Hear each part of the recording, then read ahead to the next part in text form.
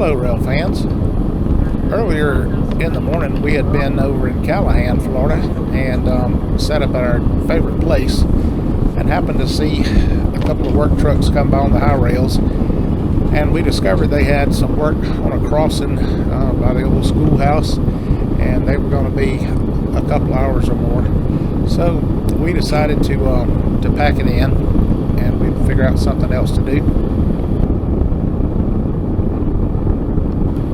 Callahan does have a rail museum. It's a little small one, and they're trying to get it. They're trying to get more stuff in there. But there's a big open parking lot, and they had a festival going on.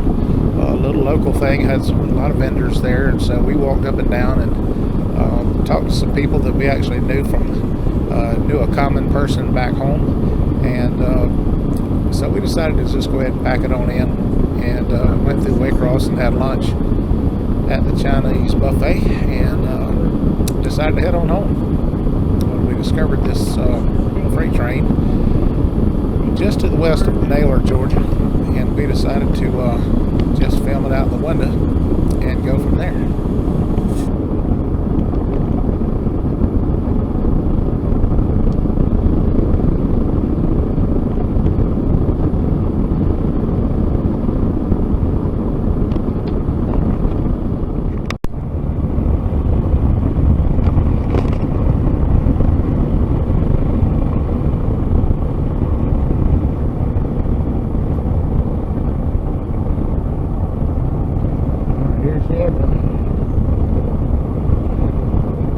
Now this is one of our favorite things to do, and when we find the engine, we determine how far ahead we can get at the rate of speed they're going. They're running about 40. That's the speed limit out there on that set of tracks, and we were doing the speed limit, which was 65 on the road we were on, and so we got ahead of him. And this is Robinson Road and Highway 84. Had plenty of time to get set up.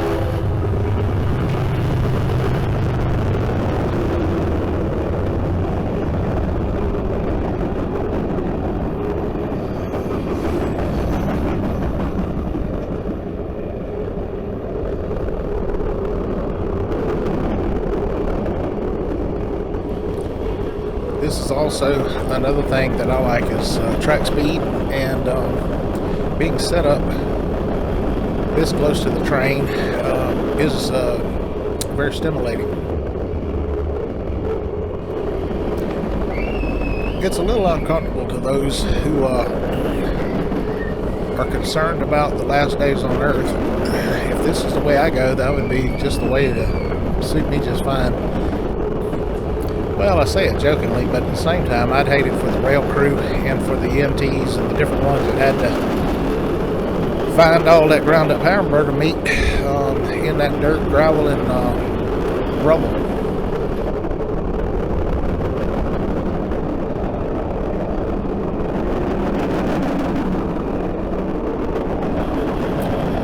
I will say this: I'm prepared for that day, and I believe that it's secure, and so I don't really worry about death, and I hope that you have come to a place where you can have that same place so that you don't worry about it.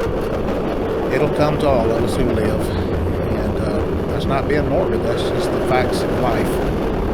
If you've been born, you have that appointment, so that's the way it is. Just be ready, be prepared.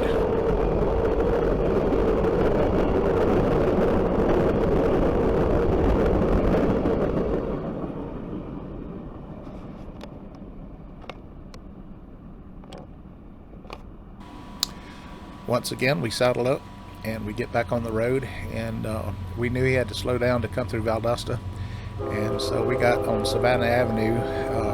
The curve that he's coming around goes under the overpass. Did you get the tag number? Because that car did run through those gates. It's not very far. The interlock where Norfolk Southern and CSX cross is just a few hundred yards down to the direction he's going.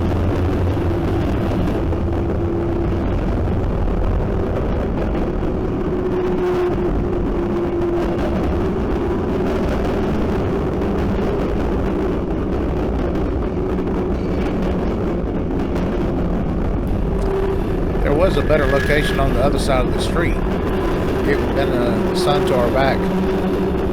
But from that location, you can't see the curve as good on that side, and you can also get blocked in.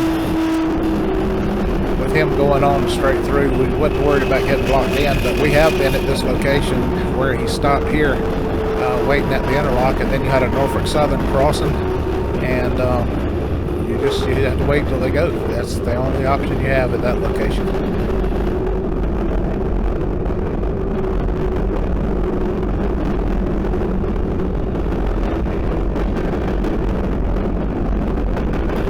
I'm not sure what year it was when they actually made this transition, but the track used to go straight through, right through the middle of downtown Valdosta.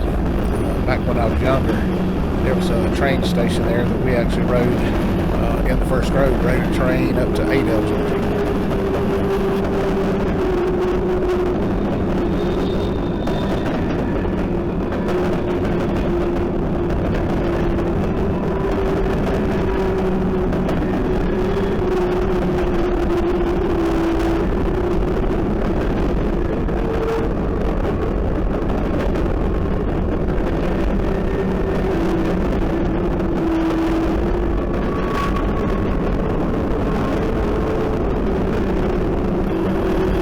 Well, you can believe the temperature in South Georgia was starting to warm up.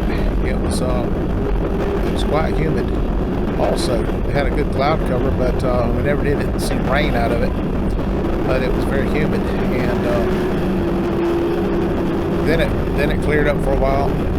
And later in the video, you'll see that there was bright sunshine, and when we was on top of the old Quitman Highway Bridge, it was very, very warm.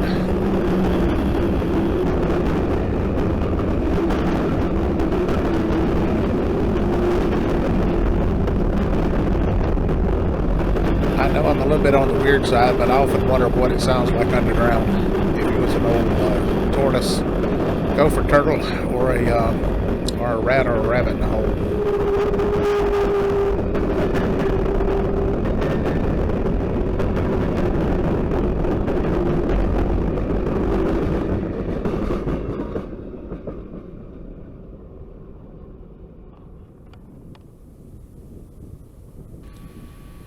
The train actually stopped in Valdosta before you get to Boone's Dairy Road there. They actually had stopped and held up for a little bit.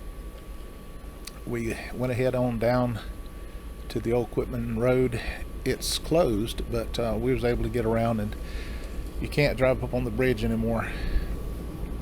It's old as Methuselah. We got the tube. He seen us earlier, and especially on the curve, he knew that we were still doing the videos. This is a pretty unique place. It's like I say, the bridge is so old it's dilapidated. You could actually feel the bridge shake when this train was going under it, and I thought, well, it won't be too long before that bridge just shakes down, but we could never find the date on the bridge to see when it was constructed, but it's old.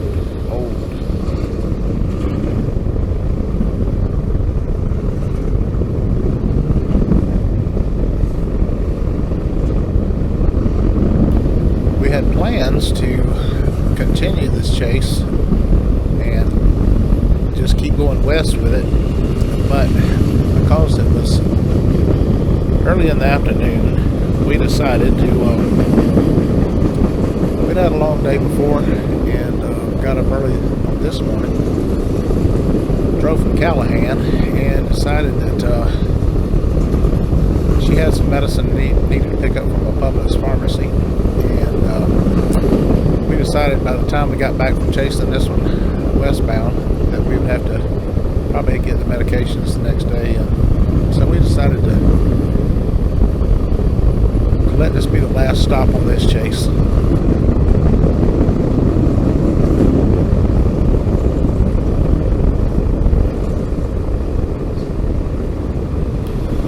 There's some very interesting 4 cars full of aluminum cubes that have been pressed from scrap.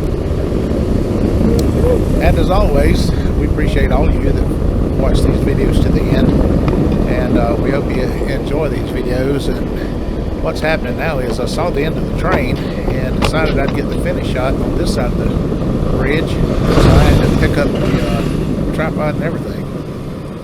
Thank you for watching, and until the next time, we'll see you then.